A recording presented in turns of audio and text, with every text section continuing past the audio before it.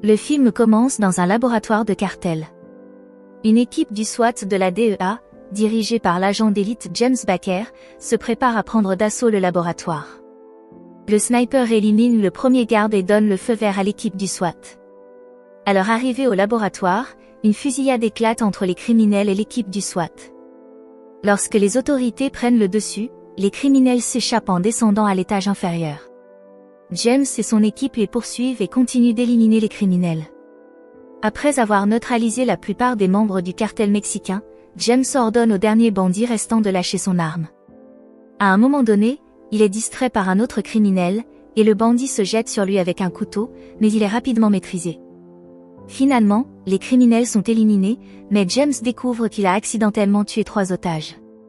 En raison d'hallucinations et de cauchemars causés par son syndrome de stress post-traumatique après avoir tué des innocents, il est renvoyé chez lui pour se rétablir. Il retrouve enfin sa femme et ses 2 filles adolescentes après une longue période. L'action se déplace ensuite vers un criminel emprisonné nommé Johnny. Il sera bientôt libéré, et un groupe de détenus tente de l'attaquer pour se venger de ce qu'il leur a fait dans le passé. Pourtant, Johnny les bête facilement et s'assoit pour allumer une cigarette. C'est un ancien vétéran qui a combattu en Irak et en Afghanistan. De plus, grâce à son bon comportement, il a réussi à convaincre les autorités qu'il mérite une seconde chance et il est libéré de prison. Pendant ce temps, James dîne avec sa famille et continue d'être hanté par ce qu'il a fait aux otages. Plus tard, ses filles offrent à leurs parents de petites vacances à la montagne, car elles estiment qu'ils ont besoin de passer du temps ensemble. De retour en prison, les amis de Johnny viennent le chercher pour le ramener chez lui. Dans la voiture, les 2 hommes lui demandent quelque chose au sujet d'une somme d'argent qu'il avait cachée avant son incarcération. Dans un flashback, on apprend qu'il a caché 3 millions de dollars dans une maison. Il s'avère que James et sa famille résident précisément dans cette maison. En fait, la fille de James a découvert l'argent par hasard et a commencé à l'utiliser. Avec cet argent, les filles ont payé les vacances de leurs parents. Un soir, alors que l'une des filles prend plus d'argent dans un sac, sa sœur la surprend et lui demande où elle l'a trouvé. Elles se disputent, car l'une pense qu'elle ne devrait pas toucher à de l'argent qui ne leur appartient pas, tandis que l'autre considère que cet argent est désormais le leur, puisqu'elles l'ont trouvé. Pendant ce temps, Johnny et ses amis vont retrouver son frère. Johnny insiste sur le fait qu'ils doivent récupérer l'argent discrètement, sans attirer l'attention de qui que ce soit. Ce soir-là, le gang arrive chez James. Un homme sort de la voiture et commence à examiner la maison. Lorsqu'il revient vers les autres, il leur révèle qu'il y a 4 personnes à l'intérieur.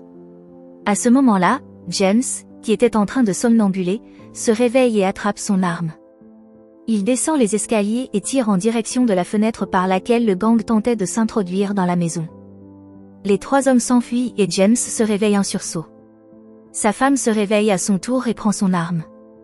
Il se sent coupable et dit à sa femme qu'il peut partir pour assurer leur sécurité, mais elle lui demande de rester. Le lendemain, un vieil ami de James, Sébastien, lui rend visite pour boire un verre et discuter.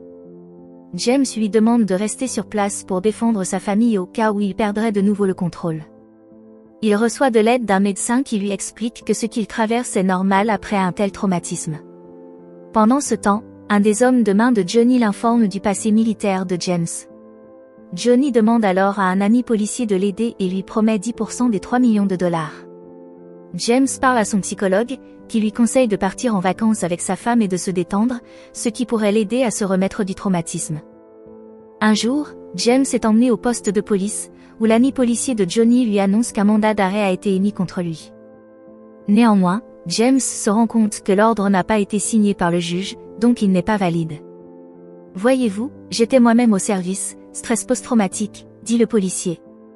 Ce dernier contacte Johnny et lui annonce que le plan n'a pas fonctionné et que James est libre de partir. Cet après-midi-là, James et sa femme partent en vacances à la montagne, laissant leurs 2 filles à la maison. Alors qu'ils s'éloignent en voiture, l'un des hommes de main descend de la voiture en prétendant vérifier le moteur. Pendant ce temps, l'autre homme, Dominique, est impatient d'entrer dans la maison. Le soir, les hommes de main préparent leurs armes, mais ils ne s'attendent pas à ce qui va se passer. Les sœurs ont organisé une fête et invité un groupe d'amis pour regarder un film ensemble. Néanmoins, les hommes de main ne semblent pas préoccupés par cela et n'ont aucune intention d'abandonner leur mission. James et sa femme sont toujours en route, et il continue d'avoir des flashbacks de l'incident. Sa femme remarque qu'il ne va pas bien et lui demande ce qui s'est passé. James lui raconte qu'après avoir tué les criminels, ils ont découvert qu'ils avaient accidentellement tué 3 otages, une mère et ses 2 filles. Sa femme tente de le réconforter et lui dit que c'était une erreur et que cela aurait pu arriver à n'importe qui.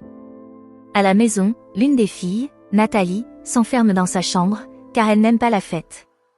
Par accident, elle fait tomber une lampe et découvre la boîte où Johnny avait caché de l'argent, une bague de grande valeur et une photo d'une femme. À ce moment-là, Nathalie décide de faire une recherche sur Internet à propos des anciens propriétaires de la maison.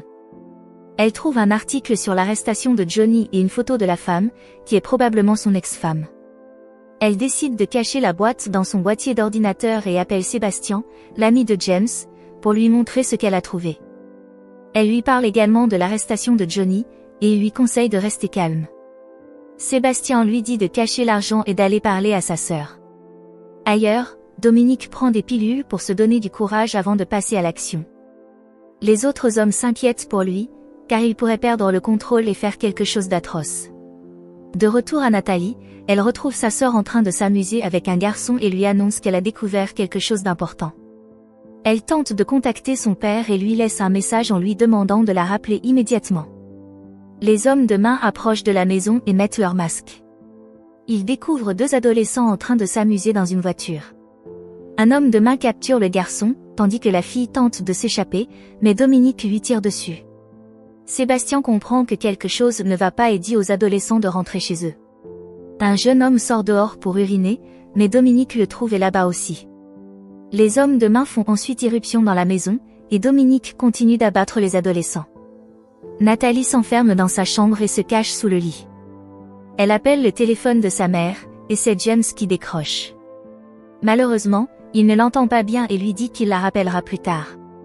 Sa femme lui dit de la rappeler immédiatement, mais ils n'ont aucun signal dans leur chalet. Dominique fait irruption dans la chambre de Nathalie et la trouve. Quand James finit par retrouver du réseau, il voit le message de Nathalie l'informant que des criminels sont entrés dans la maison. Il ne sait pas s'il hallucine encore ou si c'est réel. Il fait écouter le message à sa femme, qui confirme que c'est bien réel. Il tente d'appeler Sébastien, mais ce dernier ne répond pas, alors il décide de rentrer immédiatement chez eux. Pendant ce temps, les hommes de main commencent à retrouver l'argent caché dans la maison. Après avoir amené le butin dans la cuisine, l'un d'eux déclare qu'ils ont un problème, ils ont tout trouvé sauf la bague de la défunte épouse de Johnny. De plus, le frère de Johnny affirme qu'il manque 100 000 $ sur les 3 millions qu'ils étaient censés récupérer. Il s'approche alors de la sœur de Nathalie pour lui demander où est l'argent, mais elle dit qu'elle n'en sait rien. Heureusement, un autre homme de main trouve le reste de l'argent derrière un mur. Sébastien, les mains attachées, parvient finalement à se libérer. Il bondit alors sur le frère de Johnny et le projette violemment au sol. Ce dernier tente d'attraper une arme, mais Sébastien lui écrase la tête contre le sol avant de lui tirer une balle dans la tête. Un autre homme de main arrive et donne un coup de pied à Sébastien. Puis, il appelle Johnny pour l'informer que son frère est mort. L'action se déplace ensuite vers un combat de rue. Ray, un vieil ami de Johnny, affronte un autre homme. Il parvient à le battre, puis retrouve Johnny, qu'il n'a pas vu depuis de nombreuses années. Johnny lui annonce que quelqu'un a tué son frère et lui demande de le suivre. Johnny prend alors le téléphone de Sébastien et appelle James, qui le met en garde, s'il touche ses filles, il est un homme mort. James l'informe qu'il est déjà en retard et qu'il l'attend. Johnny emmène ensuite Nathalie dans sa chambre, et elle lui remet la boîte contenant la bague. Pendant ce temps, James et sa femme arrivent enfin chez eux. Il lui dit de rester dans la voiture pendant qu'il s'occupe des criminels. Il commence à s'approcher de la maison et est repéré par 2 hommes de main dans une voiture. L'un d'eux descend pour vérifier les alentours, mais James, qui s'était caché sous la voiture, l'élimine immédiatement. L'autre homme tente de sortir, mais James le neutralise d'un coup de viol, le laissant inconscient. James traverse ensuite la maison et tue 2 autres hommes de main. Alors qu'il avance, un autre homme tente de l'attaquer par derrière, mais James le projette au sol. À ce moment-là, il reçoit un message de sa femme l'informant qu'elle a appelé la police. Dominique sort dehors et découvre les cadavres de ces hommes. James entre dans la maison et retrouve sa première fille, à qui il dit de sortir et de s'échapper. Peu après, un homme de main tente de le poignarder, mais James remarque son ombre et l'abat sur le champ. Pendant ce temps, Johnny et ses hommes apprennent que James est là. Ray, en le voyant, le défie dans un combat à main nue. James parvient à le blesser plusieurs fois avec un couteau, mais Ray le lui arrache et le jette plus loin. Cependant, James reprend rapidement l'avantage, avec 2 coups de pied à la tête, mais Ray hors de combat. Dominic entre alors dans la maison avec une arme, mais James le surprend par derrière. Dominic essaie de tirer sur lui, mais James détourne son bras vers lui-même et appuie sur la détente, le tuant. James monte ensuite à l'étage, où un homme de main, Trey, tient Natalie en otage et menace de la tuer. James pointe son arme sur lui et l'abat d'un seul tir.